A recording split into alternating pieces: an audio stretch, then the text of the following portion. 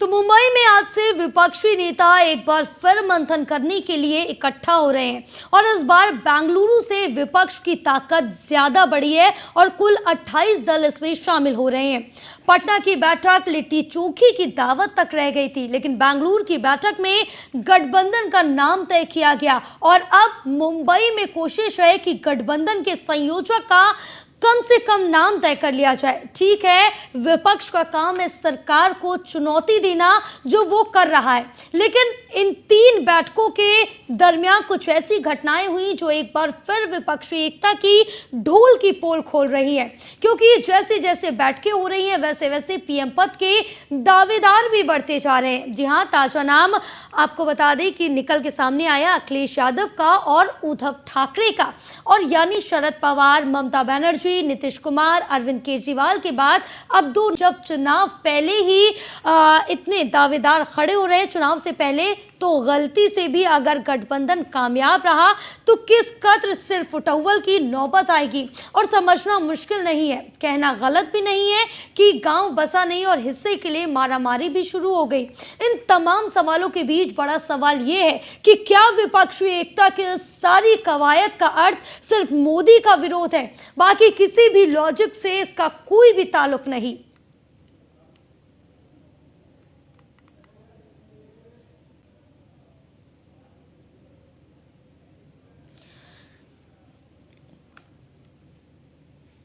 तो आपको जहां बता रहे कि आज इंडिया गठबंधन की बैठक होने जा रही है और मुंबई में ये बैठक हो रही है, साथ ही आज ग्रैंड हयात होटल में बैठक हो रही है और इस बैठक का जो यहाँ पर रखा गया है कि मंथन करना 2024 चुनाव को लेकर। जिस तरह से चुनाव की तारीख लगातार नजदीक आ रही है, उसी तरह से लगातार राजनीतिक पार्टियों में रणनीति को लेकर तमाम तरह की चर्चाएं भी शुरू हो गई, लेकिन अब जो ये इंडिया गठबंधन बना है इसको लेकर तमाम तरह की और भी अटकलें लगाई जा रही है और इंडिया गठबंधन की ये बैठक आज हो रही है। और इसका जो आज अहम मोटिव है इस बैठक का होने का कि आज अध्यक्ष, उपाध्यक्ष और संयोजक के नाम पर आखिर मोहर लग जाए। क्या कुछ हो सकता है, इसको देखने वाली बात होगी किसके नाम पर मोहर लगेगी, क्योंकि अब जिस तरह से देखा जाए कि इस पूरी बैठक को लेकर तमाम तरह की जो तैयारियां हैं वो पहले ही कर ली गई थी। सभी जो विपक्षी दल है वो पहुंच रहे हैं, 28 दल यहां पर पहुंचते हुए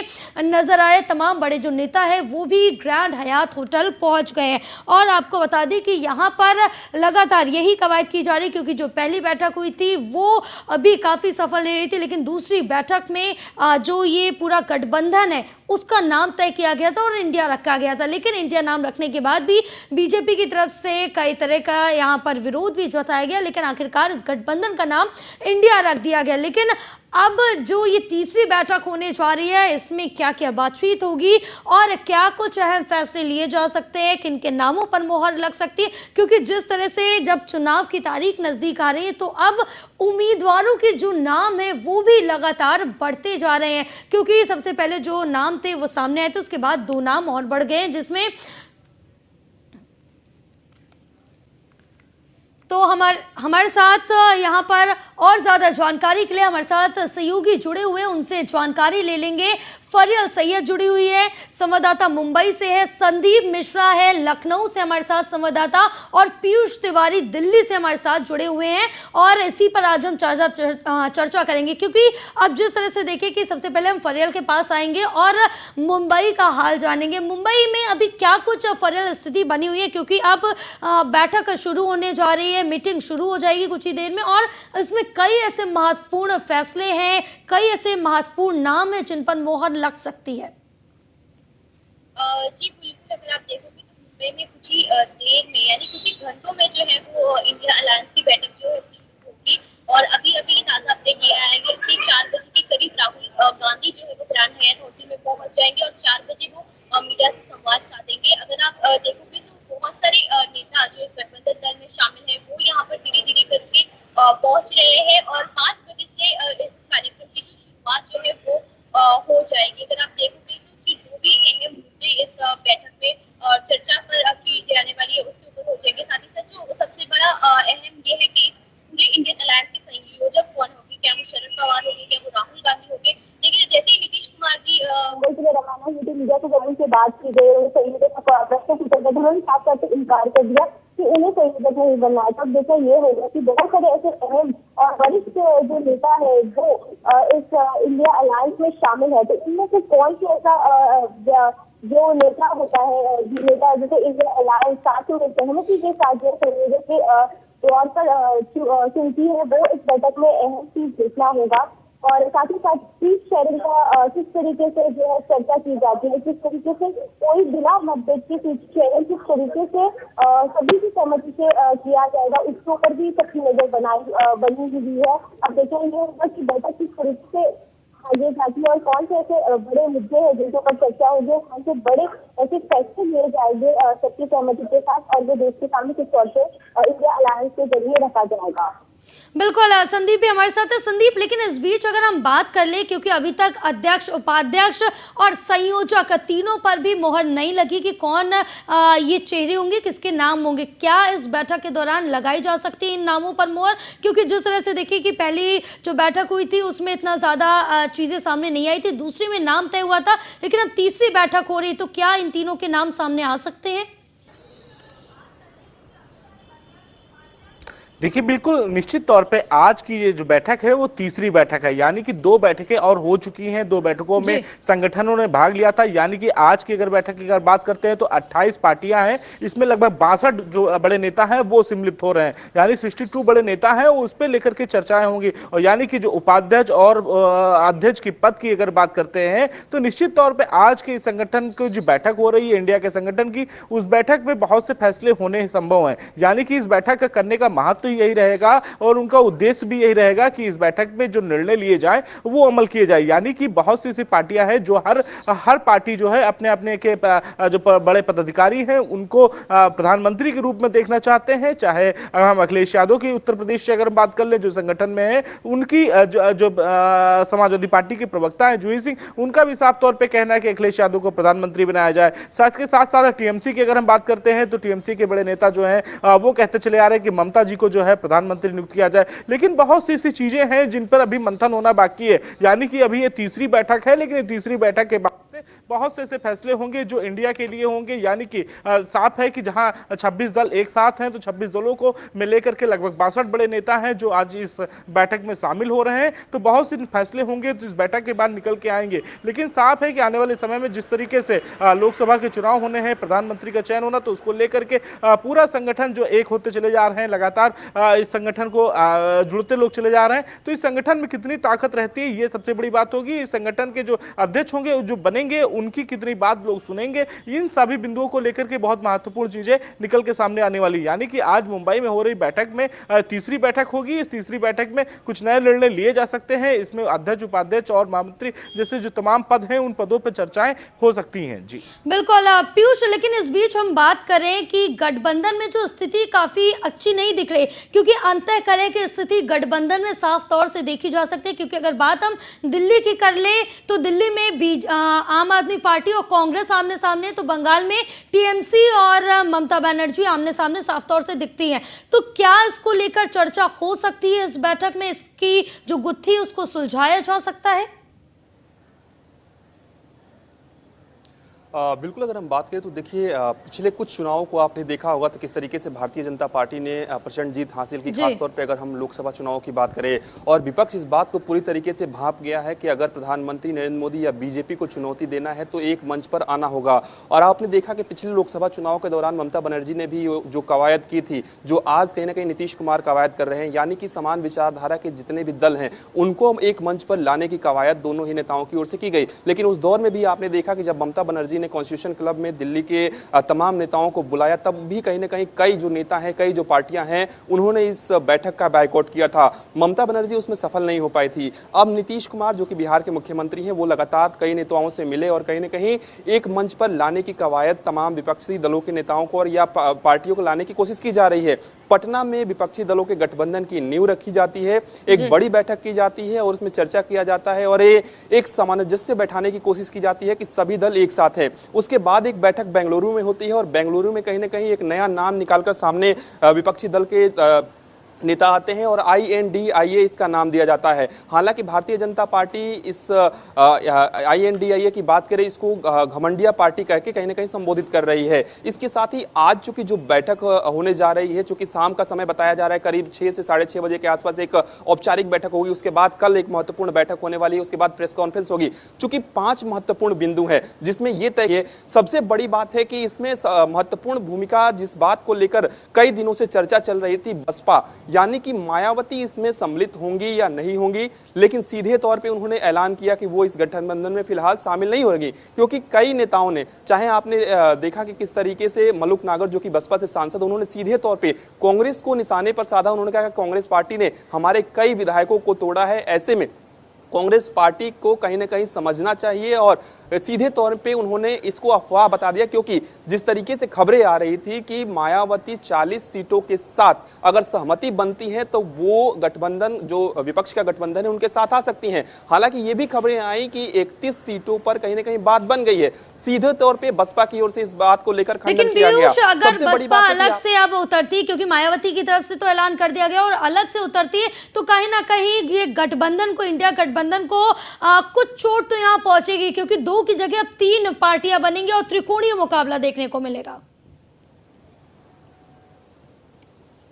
और जी बिल्कुल, अगर हम बात करें तो देखिए, जिस तरीके से मायावती की बात करें या बसपा की ओर से जो स्टेटमेंट आ रहे हैं, लगातार यही कहा जा रहा है कि एक तरफ कांग्रेस पार्टी कहती है कि मायावती बीजेपी से डरती है, ईडी से डरती है, CBI से डरती है, और दूसरी तरफ कहीं ना कहीं मायावती जी को विपक्षी गठबंधन अपनी तरफ खींचना चाहता है। तो दोनों बातें एक साथ नहीं चल सकती है, सीधे तौर पे बसपा की ओर से ये कहना है। और आपने एक दौर देखा होगा, जब दूसरी बैठक होने वाली थी दिल्ली सेवा बिल को लेकर, दिल्ली के मुख्यमंत्री अरविंद केजरीवाल तमाम नेताओं से मुलाकात कर रहे थे, अलग अलग राज्यों में जाकर अलग अलग मुख्यमंत्रियों से मुलाकात कर रहे थे, और कहीं ना कहीं दिल्ली सेवा बिल के खिलाफ वो एक तरीके से समर्थन मांग रहे थे।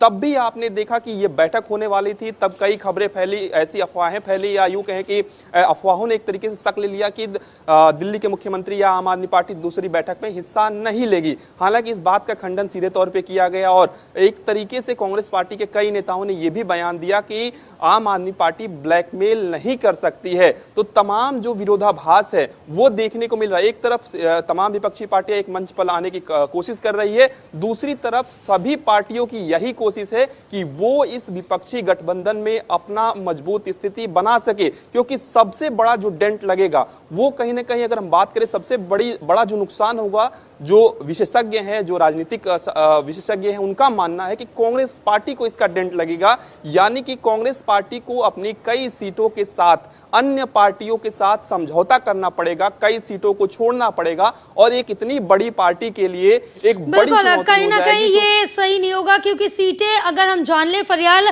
कि यहाँ पर सीटों का बंटवारा किस तरह से किया जा सकता है, इसको लेकर भी चर्चा होगी। तो अगर हम अनुमान लगाएं तो क्या कुछ सीटों की यहाँ पर आंकड़ा रह सकता है?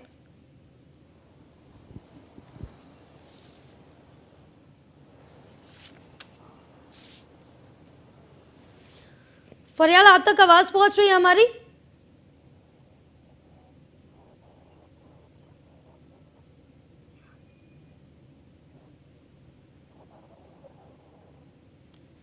चलिए दोबारा से आएंगे फरियाल के पास, लेकिन इस बीच हम यहाँ पर जान लेते हैं कि जिस तरह से इस पूरे अब गठबंधन को लेकर ये मीटिंग होने जा रही है और तमाम जो चीज़ें हैं वो लगातार सामने आ रही, तो कहीं ना कहीं इस पूरी बैठक को लेकर, मीटिंग को लेकर तमाम चीज़ें अब सामने आने लगी है। तो हमारे साथ पीयूष भी बने हुए हैं, उनसे भी हम जानकारी लगातार ले रहे हैं। पीयूष, आप तक हमारी आवाज़ पहुँच रही है?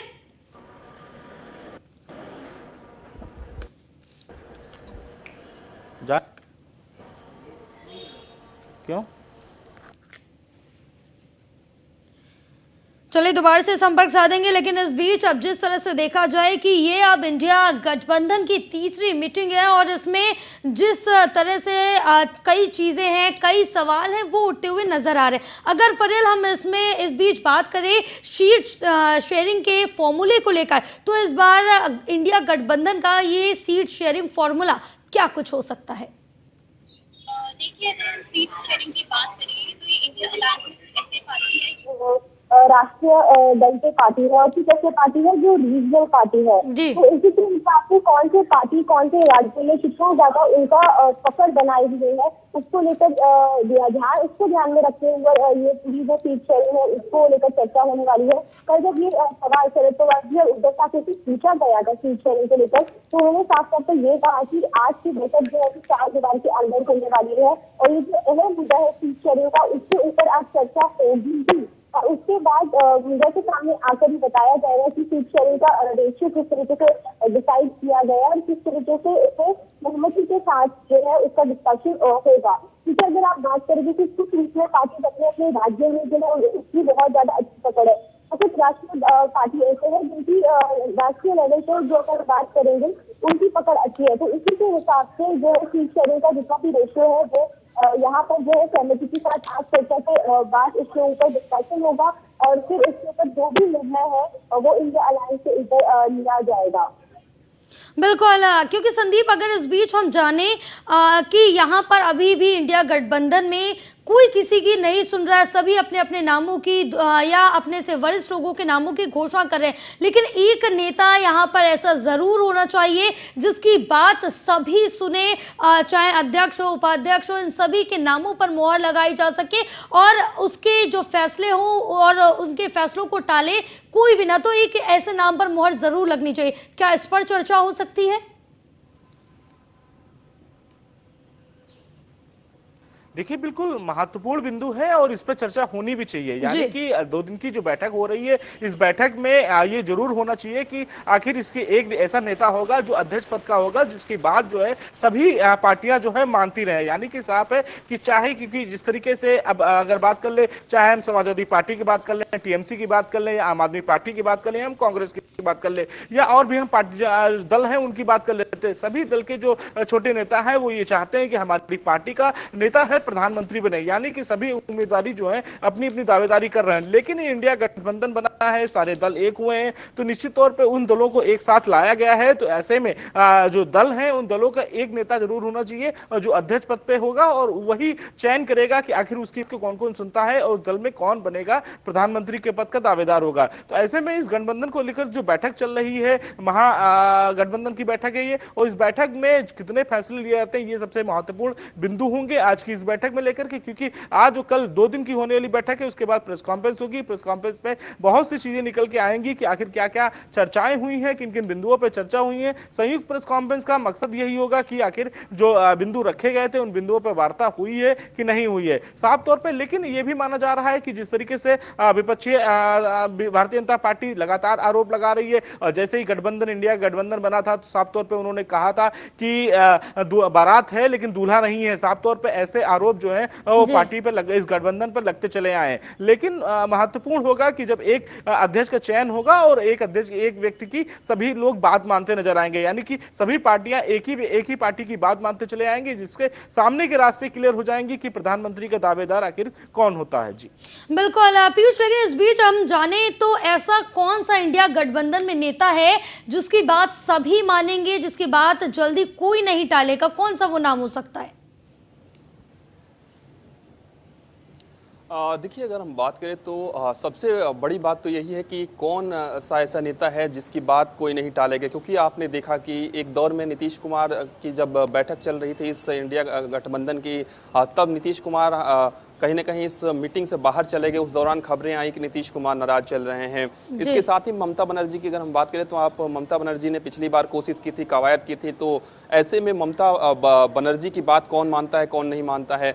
आम आदमी पार्टी और कांग्रेस के बीच भले ही बिल्कुल पूरी तरह से समन्वय स्थापित नहीं हो पा रहे, क्योंकि स्थिति भी इस समय काफी आपसी कलह के इंडिया गठबंधन में देख रही है, पूरी तरह से संतुलन नहीं बन पा रहा है। फिलहाल आप तीनों का बहुत शुक्रिया तमाम जानकारी साझा करने के लिए। फिलहाल इस बुलेटिन में बस इतना ही। आप देखते रहिए न्यूज़ 1 इंडिया। नमस्कार।